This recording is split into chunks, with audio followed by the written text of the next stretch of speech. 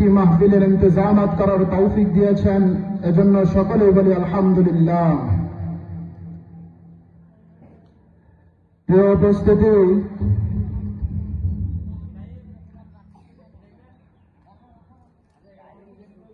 প্রত্যেকটা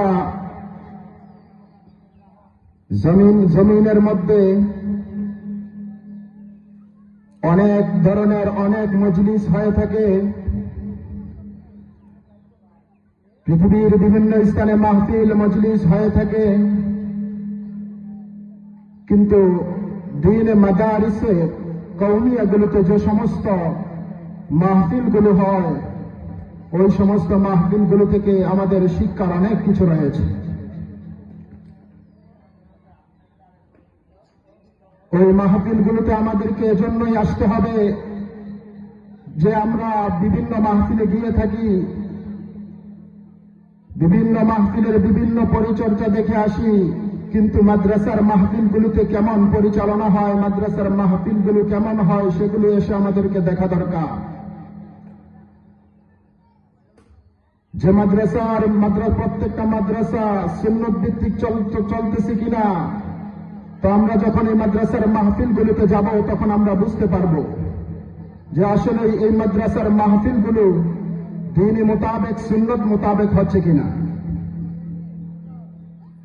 প্রিয় উপস্থিতি,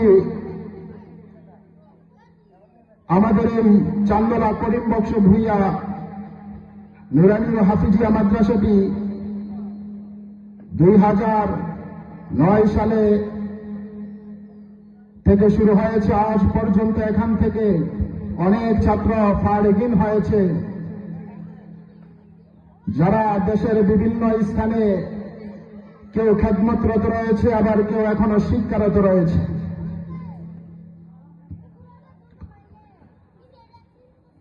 তো আমি মহাগ্রন্থ আল কোরআনুল কারীম থেকে যে আয়াতে কারিমা তেলাওয়াত করেছি, আল্লাহ তাআলা এই আয়াতের মধ্যে বলে, কুল হাল ইয়াস্তাবিল্লাযীনা ইয়া'লামুনা ওয়াল্লাযীনা লা ইয়া'লামুন। হে নবী, আপনি কি জানেন যারা জানে এবং যারা জানে না তারা কি কখনো সমান হতে পারে?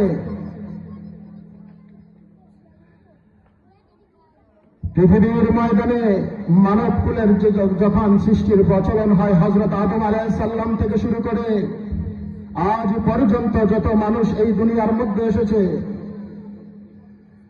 প্রত্যেকটা মানুষের আল্লাহ তাআলা ধ্যান ধারণা চিন্তা ভাবনার করার জন্য মস্তিষ্ক দিয়েছে। প্রত্যেকেরই চিন্তা ভাবনা করার জন্য দিমাগ রয়েছে, অনুভূতি শক্তি রয়েছে।